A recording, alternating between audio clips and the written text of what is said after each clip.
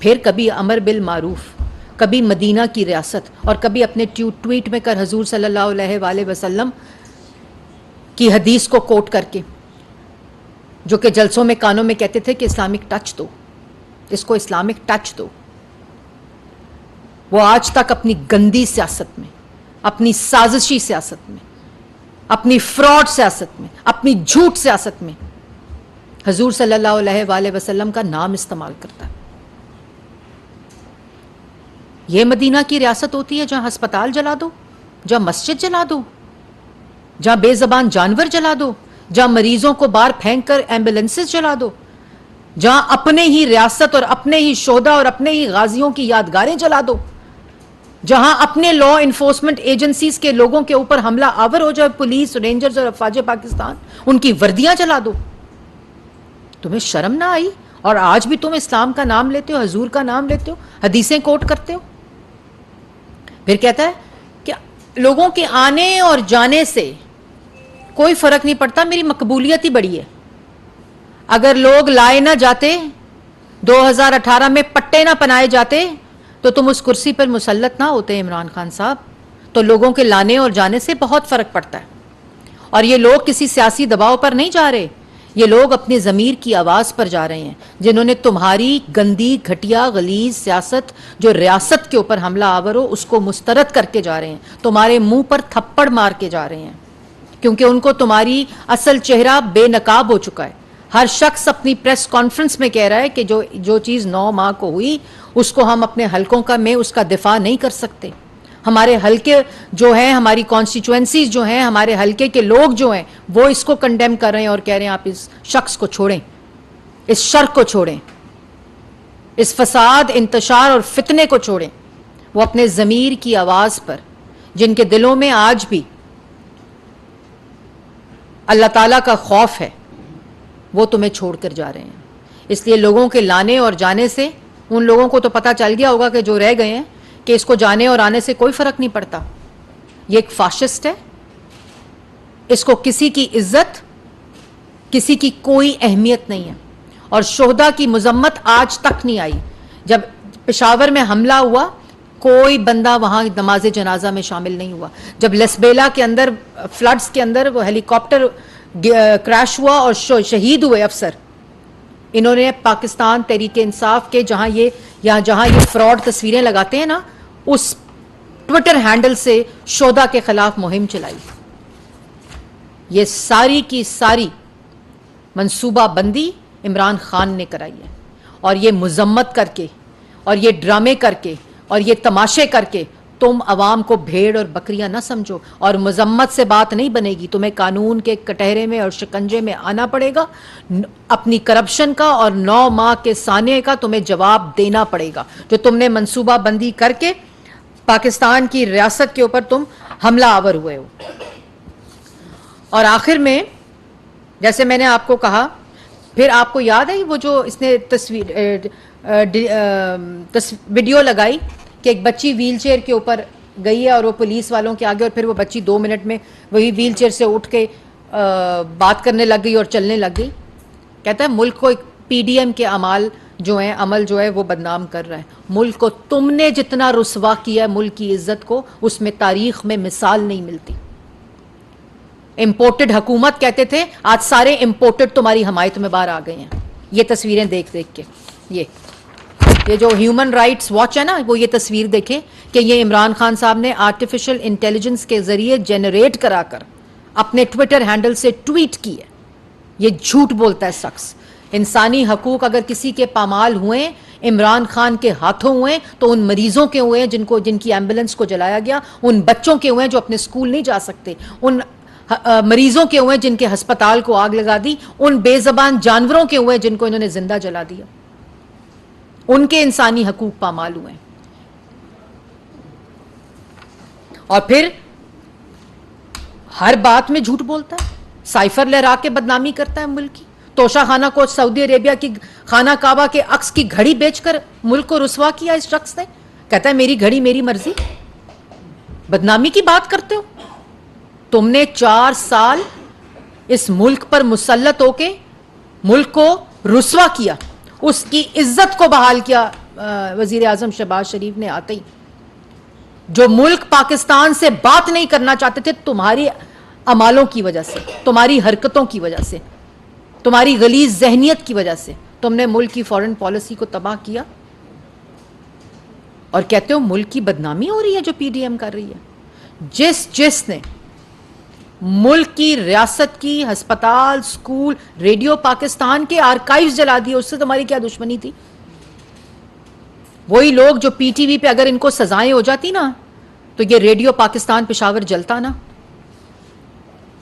तुम रेडियो पाकिस्तान की ट्रांसमिशन जला दी, 25 करोड़ रुपए का नुकसान हो गया, तुमने बिल्डिंग जला दी, आर्काइव्स जला दी, पूरा चागी स्टूडियो जला दिया, इंफ्रास्ट्रक्चर जला दिया तुमने रेडियो पाकिस्तान का। तो रेडियो पाकिस्तान ने तुम्हारा क्या बिगाड़ा था? एक मुजम्मत की लाइन तुम्हारे मुंह से नहीं निकली। उसके बाद लोगों की बातें करते हो बदनामी की। और जो इन मुजरिमों की सहूलतकारी कर रहा है, उस सहूलतकारी को इंसाफ का नाम नहीं दिया जा सकता। वो सहूलतकारी इंसाफ नहीं है। जिनकी ऑडियो मौजूद है कि हमला आवर हो जाओ, जिनकी ऑडियोज में लिखा है कि जीएचक्यू पर पहुंचो, अस्पताल पर पहुंचे हो कि नहीं पहुंचे हो, मस्जिदों में पहुंचे हो क्यों नहीं पहुंचे हो, रेडियो पाकिस्तान पे वो आज भी ऑडियो है जो सदर पाकिस्तान आज बैठे हुए उस कुर्सी के ऊपर पाकिस्तान तहरीक इंसाफ के कारकुन बनकर, वो भी ये मुजम्मती बयान देकर फारग नहीं हो सकते, बरियो जमा नहीं हो सकते। जो इमरान खान की, उसके मुसल्लह जत्थों की, उन दहशत गर्दों की जिन्होंने पाकिस्तान और रियासत के ऊपर हमला आवर हुए, उनकी सहूलतकारी कर रहे हैं, उसको इंसाफ का नाम नहीं दिया जा सकता।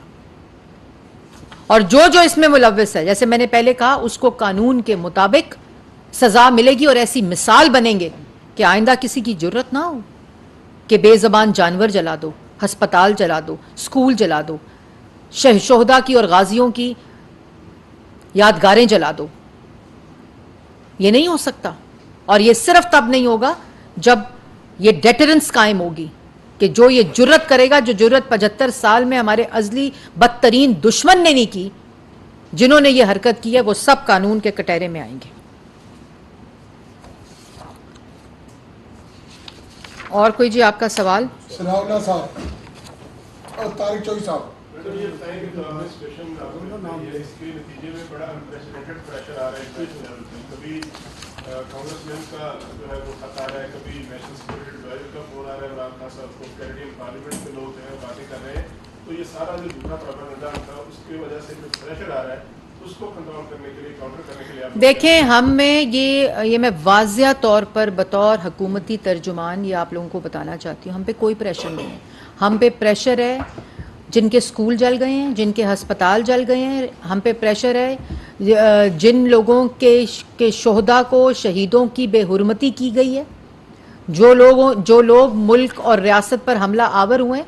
हमें कोई ये इम्पोर्टेड हमायत वाले लोग जो है ना, जो हम पे इल्ज़ाम लगाते थे और बाद में वो मोहसिन नकवी ने हुकूमत लाई थी इम्पोर्टेड, ये तब भी प्रेशर आ रहा था, आपको याद होगा। ये चिट्ठियां तब भी लिखी जा रही थी क्योंकि तब भी लॉबिस्ट हायर्ड थे, आज भी लॉबिस्ट हायर्ड है। हमारी ये जिम्मेदारी है कि हमने इस मुल्क के शहरियों को तहफ़्फ़ुज़ देना है, यहाँ इंसानी हकूक़ की पामाली नहीं होने देनी, और हमारा इन शहरियों को तहफ़्फ़ुज़ देना हमारी अव्वलीन तरजीह है, जो हम देंगे।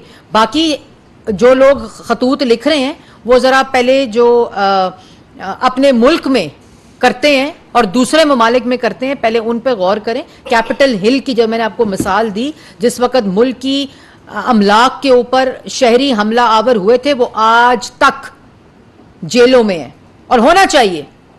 हम उस रवैये को तब भी कंडेम करते थे और आज उसका बंदोबस्त हो रहा है। सनाउल्लाह साहब। जी मैडम, शुक्र आज आपने माना है कि आप तर्जुमान हैं, वरना मुझे तो लगता था इस हुकूमत का कोई तर्जुमान ही नहीं, तो किसी बात को कोई जवाब देता ही नहीं। सवाल ये है कि 2-2.5 महीने रह गए हैं आपकी हुकूमत के, तो ये खबर इतलात आ रही है कि शायद 1 साल की तोसी दी जा रही है और इलेक्शन जो है 2024 में। तो क्या आपका व्यू पॉइंट है, कॉन्स्टिट्यूशन के तहत ही अगस्त में हुकूमत पूरी होगी और 60 दिन बाद इंतखाबात होंगे, इस पर कायम है हुकूमत, दूसरा, एक साल से ज़्यादा हो गया आप कह रही हैं पीटीवी स्पोर्ट्स के मामला पर इंक्वायरी हो रही है, तो साल से इंक्वायरी मुकम्मल नहीं हुई या कोई हुई है तो उसके नताइज कब बताएंगे? आपने दो सवाल किए। एक तो मैं बड़ी हैरान हुई कि आपने कहा कि तर्जुमान आपने बता दिए। मैं तो हर रोज़ आपके सामने पेश भी होती हूँ, आप जो सवाल करते हैं उसका जवाब भी देती हूँ। मेरा नहीं ख्याल कि कोई ऐसी बात रह गई हो जिसका मैंने जवाब कभी ना दिया हो। हाँ, ताख़ीर ज़रूर हो सकती है, लेकिन उसमें बेहतरी लाने की कोशिश करूँगी। दूसरा, आपने सवाल किया कि जो एक साल की तोसी का ना, मैंने ये बात कहीं से सुनी है। ये अफवाहें और ये बातें जो सियासी शहीद हैं, जो फाशिस्ट हैं, जो जिनकी सियासत घटिया सियासत जो है वो सिर्फ अफवाहों पे मबनी होती है, वो करते हैं। हम इंशाअल्लाह जो कॉन्स्टिट्यूशनल टेन्योर है गवर्नमेंट का, उसको मुकम्मल करके मुल्क में इलेक्शन कराएंगे। दूसरा पीटीवी स्पोर्ट्स ने अल्हम्दुलिल्लाह, आपने देखा भी, आपने रिपोर्ट भी किया कि हिस्टोरिक रेवेन्यू जनरेट किया है। और पीटीवी के अंदर ऐसी रिफॉर्म्स हुए हैं जो तारीख़ में पहली दफ़ा 19 साल के बाद पीटीवी अपना पहली दफ़ा ड्रामा प्रोड्यूस करके एयर कर रहा है। और पीटीवी एकेडमी को, रेडियो एकेडमी को और इंफॉर्मेशन सर्विसेज एकेडमी को इंटीग्रेट करके पाकिस्तान के तमाम लोगों के लिए ओपन कर दिया जा रहा है इन जून के महीने में, जहां ट्रेनिंग मीडिया के लिए, जर्नलिस्ट के लिए, ब्रॉडकास्टर्स के लिए, एक्टर्स के लिए, प्रोड्यूसर्स के लिए, फिल्म मेकर्स के लिए ओपन की जा रही है। और वो बच्चे जो स्कूलों और यूनिवर्सिटीज़ में पढ़ रहे हैं उनके लिए भी वो ट्रेनिंग मॉड्यूल जो है वो ओपन होगा। पीटीवी स्पोर्ट्स के ऊपर एक कंप्लीट इंक्वायरी जारी है, जो हमारी तरफ कोई ताख़ीर नहीं है। वो एफआईए का प्रोसेस मुकम्मल होकर एफआईए के अंदर वो इंक्वायरी मौजूद है और उससे मुल्क, इन्होंने कोई चीज़ नहीं छोड़ी। पीटीवी को पे डाका डाला, पीटीवी स्पोर्ट्स का जनाजा निकालने की कोशिश की गई, जिसको अल्हम्दुलिल्लाह जो एग्जिस्टिंग मैनेजमेंट है और जो मेरी ओवरसाइट है वजारत की, उसके अंदर उस पर ना सिर्फ काबू पाया गया है बल्कि पीटीवी स्पोर्ट्स ने हिस्टोरिक जो रेवेन्यू है उसको जनरेट किया है। इंशाल्लाह जो इन्होंने दूसरे पीटीवी के कंपटीशन और पीटीवी की जो एक इस्तेहकाक था उसको मजरू किया स्पोर्ट्स के चैनल में, वो ना सिर्फ हमने वापस लिया बल्कि उससे माली फ़ायदा भी हासिल किया। और इसी तरह इंशाल्लाह हम जो ये हरकतें करके गए हैं, लेकिन एफआईए की इंक्वायरी बिल्कुल कंक्लूड होनी चाहिए और उन लोगों को जिन्होंने ये हरकत की, ये जुर्म किया, उनको कैफरे किरदार तक लाना चाहिए। हसीब साहब दुनिया से मैडम, ये जजेस की ऑडियो लीक्स के हवाले से हुकूमत ने एक इंक्वायरी कमीशन बनाया, उसके टीवार्स क्या हैं वो भी बता दें, और ये ऑडियो वीडियो लीक्स का सिलसिला कब जाके थमेगा, इसके बारे में। जी बिल्कुल, एक कमीशन बनाया है, उसकी न्यूज़ अभी ब्रेक भी हो गई है। 3 मेंबर कमीशन है, काजी फायज़ ईसा साहब इसको हेड कर रहे हैं, सुप्रीम कोर्ट के जस्टिस, और इसी तरह बलूचिस्तान और इस्लामाबाद हाई कोर्ट के चीफ जस्टिस इसके अंदर मेंबर हैं। ये जो ऑडियो लीक्स हैं जिसके अंदर तमाम उसकी तहकीकात के लिए, उसकी वैरासिटी, उसकी ऑथेंटिसिटी को चेक करने के लिए, और इसके बाद ना सिर्फ इसकी ऑथेंटिसिटी को चेक करने के लिए बल्कि जो रिस्पॉन्सिबिलिटी है उसको फिक्स करने के लिए ये इंक्वायरी कमीशन एक्ट 2017 के तहत ये कमीशन बना है। उसके टर्म्स ऑफ रेफरेंस ये मौजूद हैं, जो कि तफसील मैंने शेयर भी कर ली है मीडिया के साथ। 30 दिन के अंदर ये कमीशन अपनी रिपोर्ट और अपनी रिस्पॉन्सिबिलिटी फ़िक्स करेगा। उसके अलावा अगर उनको टाइम ज़रूरत होगी तो उसको भी अकॉर्डिंग टू देयर डिमांड देखा जा सकेगा। लेकिन अभी ये 30 डेज़ का कमीशन है, जिसकी तमाम तफसीलात जो हैं वो मीडिया को दे दी गई हैं, पब्लिक कर दी गई हैं। ये भी फ़ाइल मैं आपको दे दूँगी, बल्कि आप ले ही लें। टर्म्स ऑफ रेफरेंस इनके अंदर बड़ी तफसीलात के साथ, जो अदलिया के ऊपर एक सवालिया निशान और निज़ाम अदल के ऊपर शक व शबात उठ रहे थे इन ऑडियो लीक्स की वजह से, ये उसकी तमाम तहकीकात के लिए ये कमीशन बनाया गया। और यही रवैया होना चाहिए गवर्नमेंट्स का। इसमें पार्टीज़ वो गवर्नमेंट्स बनती हैं जो जुर्म करती हैं, जैसे कि इमरान खान साहब हर केस के अंदर पार्टी बन जाते हैं क्योंकि उन्होंने जुर्म किए हुए हैं, और तलाशी इसलिए नहीं देते, ना ज़मान पार्क की तलाशी दे रहे हैं क्योंकि वहाँ मुसल्ला जत्थे मौजूद हैं, और ना अपने केसेस की तलाशी दे रहे हैं क्योंकि वो जराइम सब इमरान खान साहब ने किए हैं। यासर नजर साहब RTV से। अच्छा मैडम, ये बताइएगा 9 मई का वाक़या हो गया, उसके बाद करने क्या जा रहे हैं? क्या पार्टी में बंदी लगा रहे हैं, खान साहब को गिरफ्तार करें? फैसला क्या हुआ? क्या देखिए, ये इतना बड़ा सवालिया निशान नहीं होना चाहिए। इमरान साहब ने अगर जुर्म किया तो गिरफ्तार होना चाहिए। इस मुल्क का 3 दफ़ा का मुंतखब वज़ीर आज़म लफाफों में केसेस के जो फैसले हैं वो लिखे हुए आते थे और उसको सज़ा हो गई। वो अपनी बेटी का हाथ पकड़ के वापस जेल जाने गया क्योंकि इस मुल्क की बदनामी ना हो, क्योंकि उन्होंने कोई गलत काम नहीं किया हुआ था। इस मुल्क के अपोजिशन लीडर को 2 दफ़ा जेलों में डाला गया, गिरफ्तार किया गया। कौन सी तनसीबात जली, कौन से अस्पताल जले, कौन से स्कूल जले, लेकिन ये अस्पताल और स्कूल और मेट्रो बसेस और ब्रिजेस इसलिए जलाता है, ये भी जिन्होंने बनाए हैं, वो नवाज शरीफ और शहबाज शरीफ। मोटरवे की इंटरचेंज जला दो भाई, सड़कें जला दो, मेट्रो जला दो, ब्रिजेस जला दो।